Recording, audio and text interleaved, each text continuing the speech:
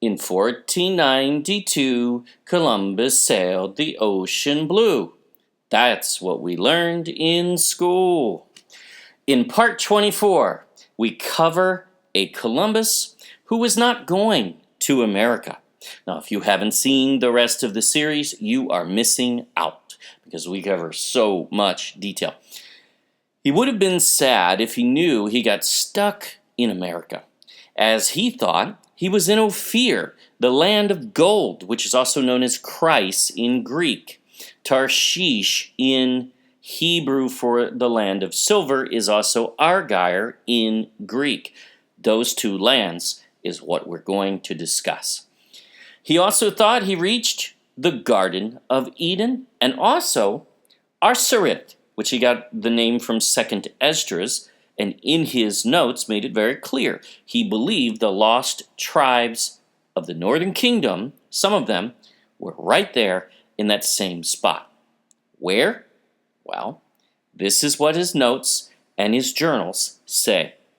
And we deal with that in part 24. He was headed to Isles, just above the equator in Southeast Asia, where he recorded in his research and notes all these places were located. When he landed, he sent word to the King of Spain that he had the gold of Ophir, or King Solomon, at his disposal. Until his dying day, he actually thought he landed in Ophir. But he did not. The King of Spain knew this and continued to hire explorers to find a western route to Ophir and Tarshish, or Chryse and Argyre in Greek, in Southeast Asia. This is well recorded and not even remotely debatable. Now, we have just come across a map in our research which blows the lid off of this topic.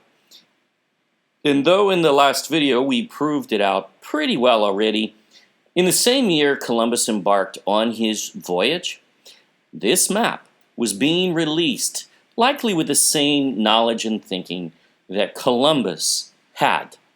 This is from a German cartographer who created the world's oldest extant terrestrial globe.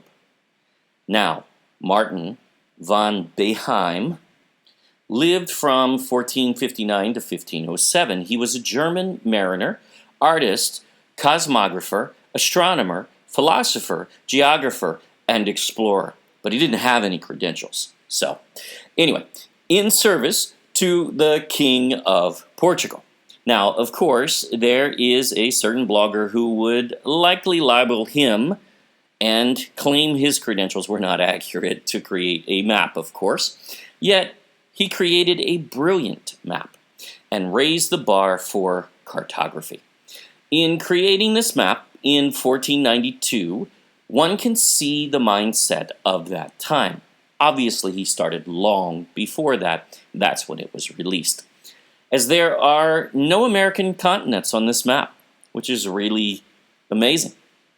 They just did not know yet, just as they were honing in on the geography of the Far East. Not quite there yet, but getting closer.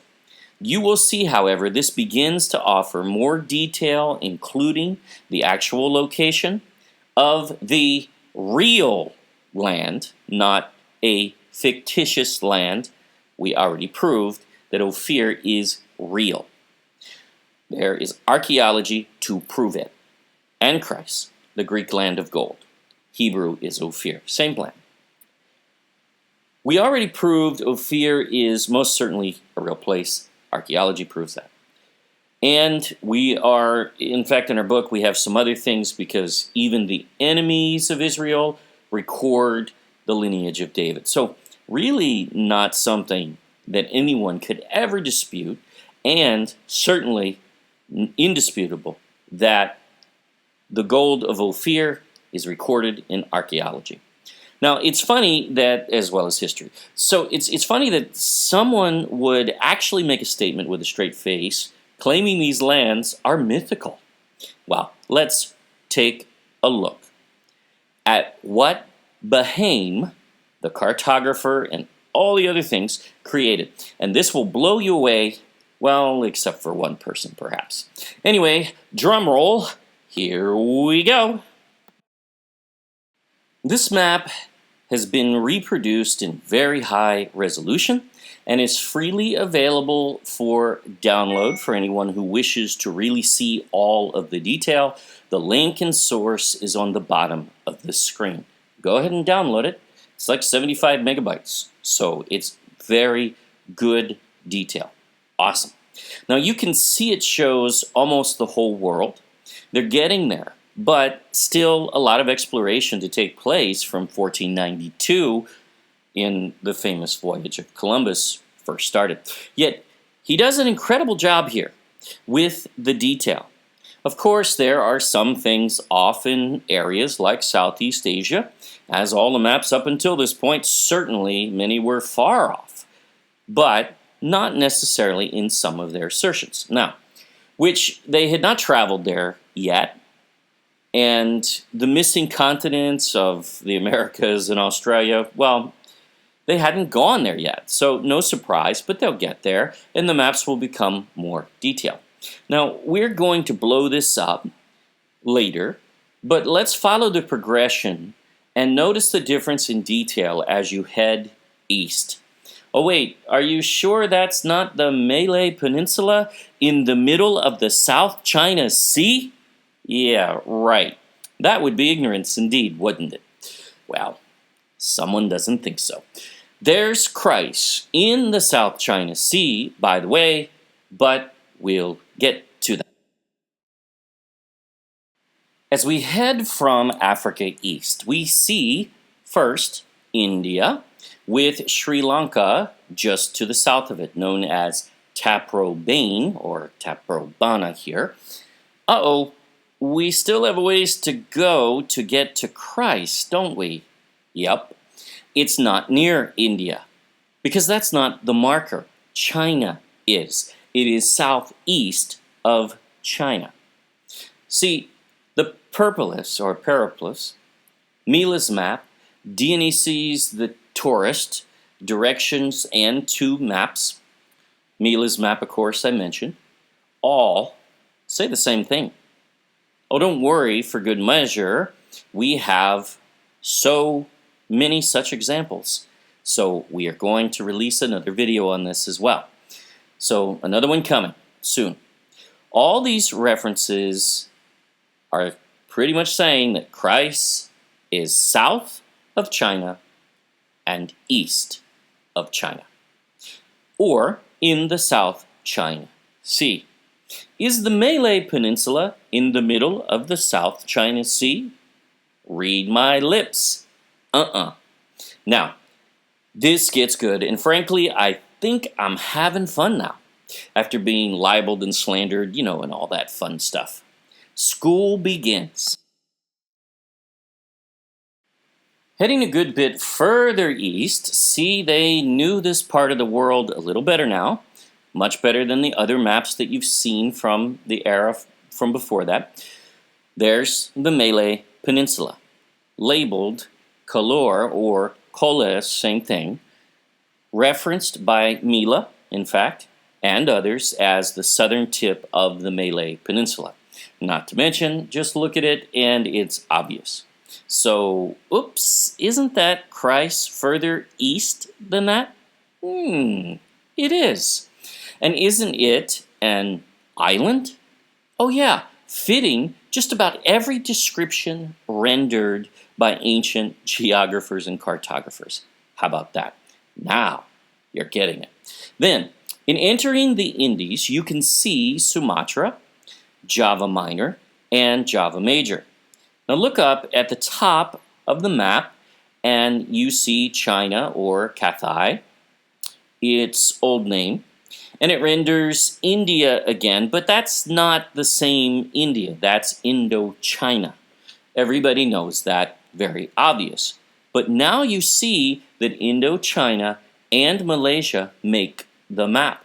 The other maps, like Mila's and Dionysius the tourist, they don't have that yet, because in that era they didn't know yet.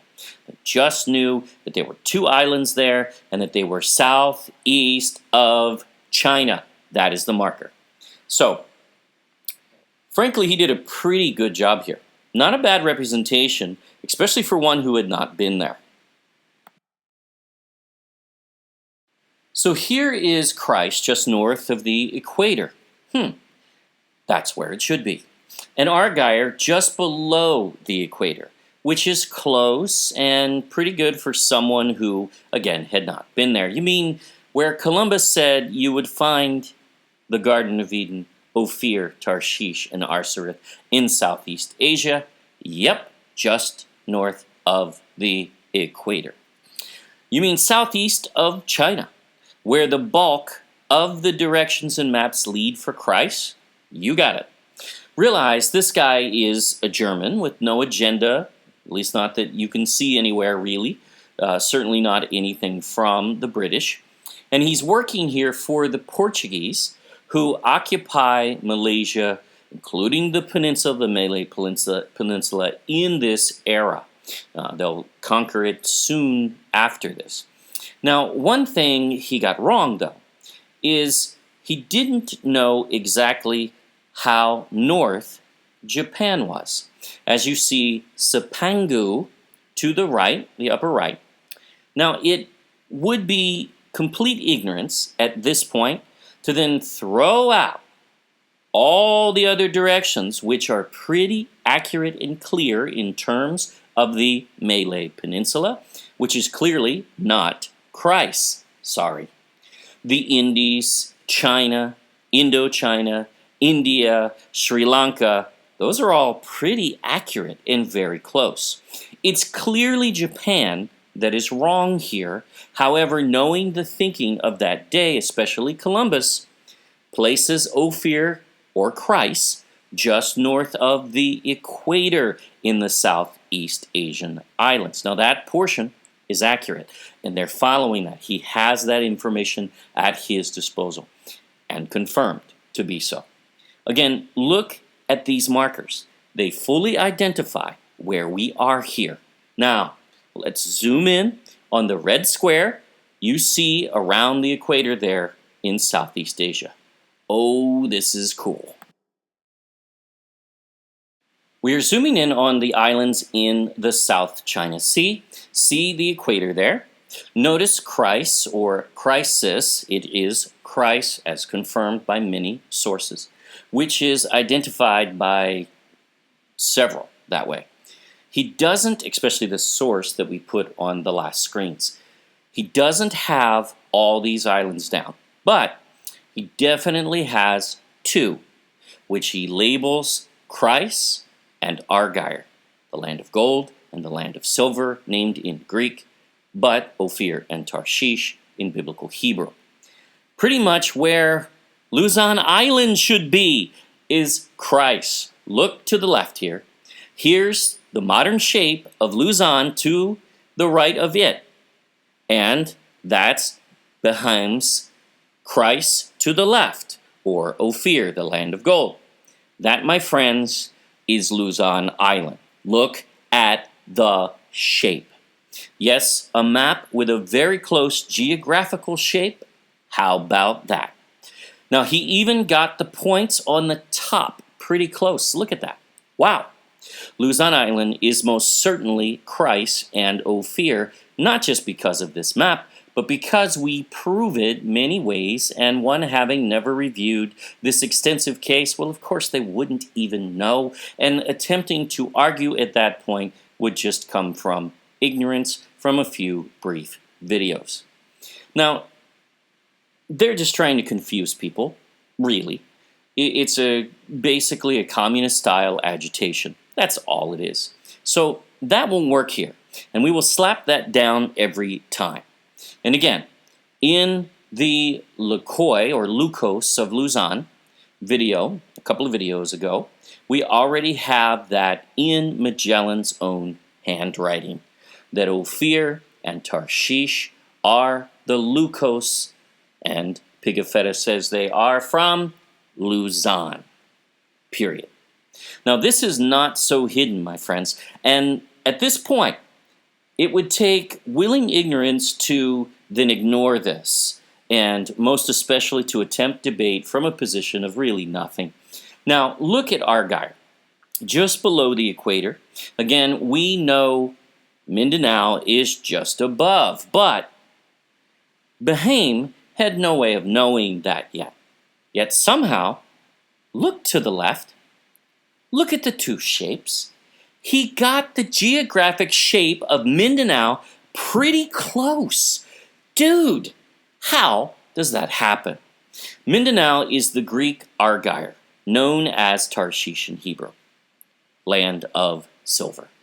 Oh yeah, you do realize Tarshish, or descendants of his tribe, traveled here to the Philippines from Greece as well, right?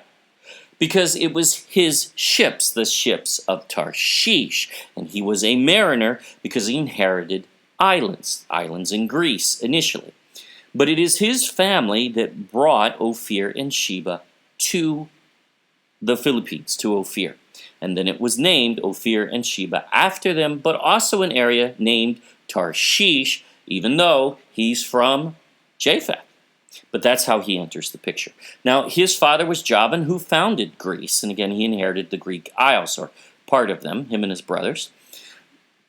No wonder the tallest mountain on Mindanao and in the whole Philippines is actually named in Greek, as Apo is a Greek loanword, not a Philippine origin. See, even some of the books which discuss this map then go on and they try to make Japan the marker here, ignoring all the rest. And this is our issue with scholarship when it enters the realm of, sorry, but stupid. Like, that is just willing ignorance, as 2 Peter chapter 3 warned. This is clear. Again, what is out of place here and glaring is Japan is too far south on this map, which Behaim would not know nor be expected to. There are no markers to locate Japan really for him to use. Marco Polo, who records that he went there, really did not locate it specifically in any kind of directions for him to use. Though he wrote of Sapangu and some of the things it was rich in and other things like that. But many wonder if he was even in Japan, actually. But the etymology does seem to match, and we wouldn't argue with that at this point. But there are several markers to locate Chryse, where it is. Not near Japan. That would be ridiculous. Far too many things have come into place to remotely go in that direction, and Behaim did so academically, credibly, and downright beautifully. Also, the other markers of southeast of China, perfectly fitting the Periplus directions, Mila's map, as well as Dionysus' directions, and two maps that we showed in the last video. It is southeast of China where it should be. It is also north of the equator. Again, just as we covered in Columbus in part 24, where it should be. It is in the South China Sea, where it should be. It is the most abundant land of gold in all of history, and remains number 2 in untapped gold deposits in the ground to this day. We covered that earlier. Proven scientifically. The resources all match. The history is overwhelming and abundant, regardless of whether someone wants to debate one source, which does nothing to disprove, especially when they are misreading. One not even reading the source, representing another as out of print, which is not out of print, and rendering opinions on the other, which were not even accurate, as they are oblivious of Greek history and Philippine history for that matter. The Bible is clear and gives directions, and in breaking down the Hebrew, it becomes exact. Exact! And then there are Hebrew markers all over the land of the Philippines. Yes, they are there, and we cover many. One doesn't have to agree with everything that we render, but it is indisputable that there are many here. And we've heard from many linguists We've heard from many scholars. We've heard from theologians and seminarians. We've heard from rabbis. We've heard from people who live in Israel and speak Hebrew, who are affirming many of those findings. Also, extra biblical books give exact directions to this very land. Exact. And it leads to the Philippines. We also saw that Genesis 2 busts the lid off of this. And then there's the rivers from Eden theory coming next in the series, the Garden of Eden, and much more. So stay tuned. I could go on, and we have created just under 60 videos in the series of 100. Yes, we will get to 100. In fact, we're trying to figure out what we're going to leave out because we have 140 plus planned. So we'll try to keep it at 100, but many more to come. This is exciting. And by the way, class dismissed and debate settled and over. But one more video still coming. Ouch. Thank you for watching Solomon's Gold series. Our 100 Clues the Philippines is Ophir. Please subscribe to our YouTube channel. Don't forget to click the bell. Share this video with others. Friend us on Facebook at The God Culture __ original. And check out our website at thegodculture.com. Our email is thegodculture@gmail.com, and we're scheduling conferences now for 2020. Just need hosts. We've heard from several. Thank you. And we will hopefully work out many this year. Thank you all for your prayers, comments, encouragement, and support in every way, especially those on Patreon who have been faithful, and this has made a tremendous difference. Salamat po. We have so much to be thankful for and excited for. But most of all, remember what this is really about. Because all of this leads one place: the restoration of His ways in this land. The restoration of relationship with Him, and coming soon, our feast series will also continue. We're getting close. Yah bless to all.